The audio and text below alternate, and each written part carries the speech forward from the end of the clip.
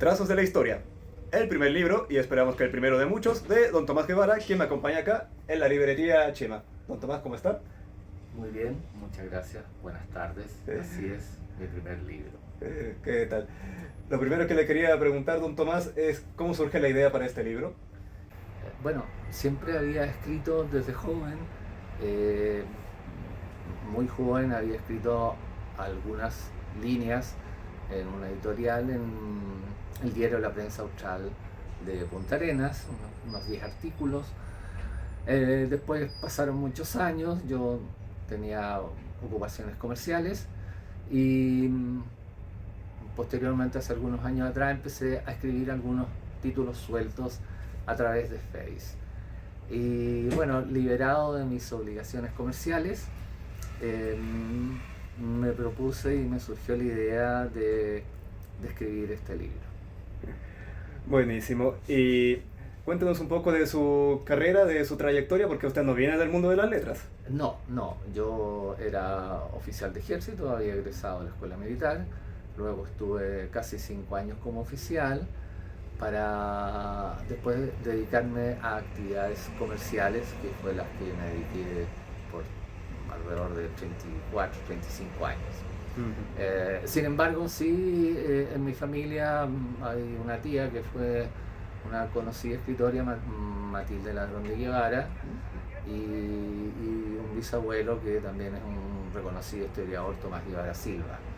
Ah, Así que había algo de letras ahí en la sangre familiar.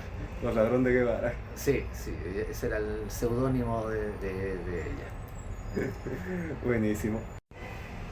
Y sobre sus parientes autores, ¿hay alguna influencia más concreta, algún libro que lo haya marcado quizás? Bueno, leí un par de libros de mi tía, compartí con ella. Ujú. Ella obviamente era un personaje fuerte, intenso. Cuando compartíamos en las almuerzos y comidas familiares, ella siempre su voz se escuchaba. Eh, Respecto de mi bisabuelo, él tiene una obra más científica, bastante reconocida. eh, Escribe una enciclopedia sobre el mundo mapuche con una mirada muy antropológica y científica. Un libro que me gusta mucho de él es uno de sus primeros libros, que es la historia de Curicó, que él escribe en 1890 y que me agradó mucho. Y en la historia, concretamente, en su caso, imagino que le iba bien en el colegio de chico, o siempre estuvo el bichito, ¿no? Sí, en particular la historia siempre fue un ramo que me fluyó muy fácilmente, más que otros, ¿Y por nunca pensó en supuesto. estudiar eso o algo relacionado? Lo que pasa que entré tan joven a la escuela militar, Ujú. había pensado cuando estaba ya egresado como oficial, optar al título de eh, profesor de historia militar, Mm. pero yo estaba en Punta Arenas, en una unidad lejana, no eran tiempos de internet, eran tiempos en que las cosas llegaban por oficio, entonces no era tan fácil estar informado de las postulaciones. Y ya luego a los casi 26 años presento mi renuncia Mm. voluntaria y me dedico a otras actividades. Así que ahí, como decir, ya un tiempo después, casado con hijos, como decía un poeta, mis noches son de sueños y me despertaré de realidades. Así que con 2 hijas pequeñas tenía que dedicarme a la actividad comercial. Mm. Y ahora, afortunadamente, sí he podido en plenitud desatar esta que ha sido siempre mi pasión. Pero en su minuto le gustaba la historia militar, entonces, ¿sí? Todo tipo de historia, la verdad es que todo. ¿Pero algún autor en particular que leyera en esa época, 26 años o antes? No, leía todo lo que caía en mis manos. Mm. Eh, yo diría que uno de mis temas favoritos siempre ha sido Roma. La Mm. verdad es que ese es uno de mis temas favoritos. Me gusta mucho el Renacimiento también. eh, y por ahí resultan, pero siempre he leído todo lo que puedo. Obviamente ahora en este último tiempo disfruté mucho las sagas de Santiago Posteguillo. Eh, pero siempre leía lo que podía, el libro, por ejemplo, por casualidad, en Punta Arenas, en la biblioteca de la unidad en la que yo estaba, encontré un libro que era de mi tía Matilde Ladrón que se llamaba B26, que se refería al tema de, de la Revolución Cubana y todo eso. Excelente. Bueno, ahí también debió leer a Armando Brown Menéndez, a Enrique Campos Menéndez, ¿no? Sí, sí, claro, esos eran autores importantes de Punta Arenas, así que sí. Francisco Colane. Bueno, Francisco Coloane fue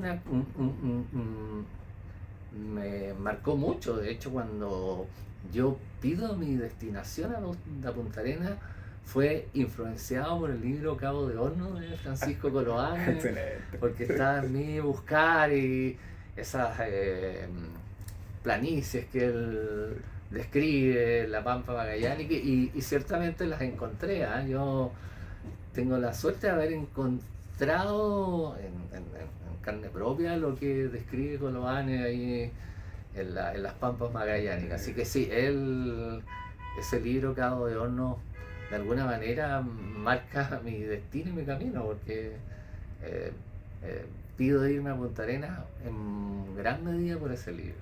Maravilloso. Ya entrando al libro suyo, eso me lleva a una de las preguntas que le quería hacer, y era que no sale Chile ni nada de América Latina. ¿Lo pensó? ¿Lo dejó para más adelante? ¿Cómo fue esa selección? Efectivamente, en realidad tenía muchas temáticas, pero claro, quise presentar algo más universal, más general. Ya. Entonces mi mirada era tener algo más universalista. Es cierto que gran parte de esta mirada se concentra desde una perspectiva occidental, digamos, Europa Central, etcétera, pero si ustedes ven en los inicios del libro, los primeros capítulos, describo el nacimiento y el desarrollo del hombre.